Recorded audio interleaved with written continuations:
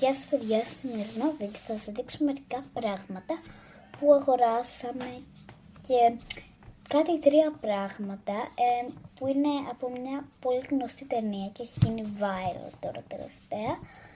Οπότε ας αρχίσουμε για να δείτε και αυτά τα τελευταία εδώ. Το πρώτο είναι ένας στυλός, να κοιτάξτε, που είναι χνουδωτός, εμένα μου αρέσει πάρα πολύ να το κάνω έτσι.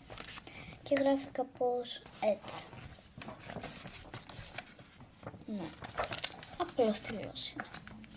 Ωραία, αυτό το αφήνουμε. Μετά πάμε σε αυτές τις κάρτες. Είναι παιχνίδι μνήμης. Από ό,τι βλέπω έχει μερικές κάρτες, να ορίστε, και τις παίρνεις και πρέπει να τις κάνεις και έτσι. Δηλαδή πήρα αυτή και πρέπει να βρω την άλλη τώρα, να ταιριάξω, που είναι η ίδια μας. Αλλά ναι, άμα θέλετε κάποια μέρα και πάρουμε αρκετά likes μπορώ να το παίξω το παιχνίδι. Γενικά ό,τι άλλο πάρουμε. Ωραία.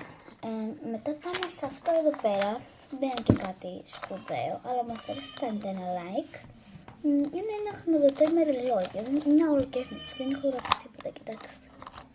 Κοιτάξτε, δεν έχει τίποτα ακριβώς. Ωραία. Επόμενο στη λίστα μας, ας πούμε, είναι αυτά εδώ τα ωραία τσιπιδάκια, μου άρεσαν πάρα πολύ.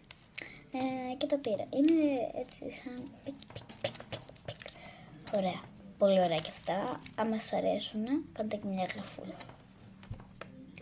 Ύστερα προχωράμε σε αυτό εδώ το Egg Plus. Να είναι μια πατούσα γατάκι. Και ας το ανοίξουμε να δούμε πώς είναι ακριβώς.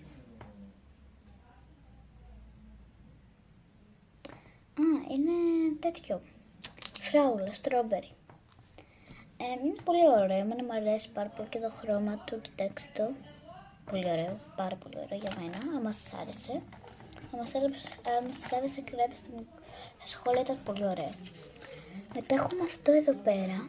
Είναι ένα αρωματάκι που μυρίζει πάρα πολύ ωραία. Ναι. Έτσι πιστεύω. Θα το ανοίξουμε το και θα δούμε. Λοιπόν, είναι αυτό. Είναι αυτό εδώ πέρα. Δεν είναι και πολύ ιδιαίτερο. Είναι μικρό. Μίνι.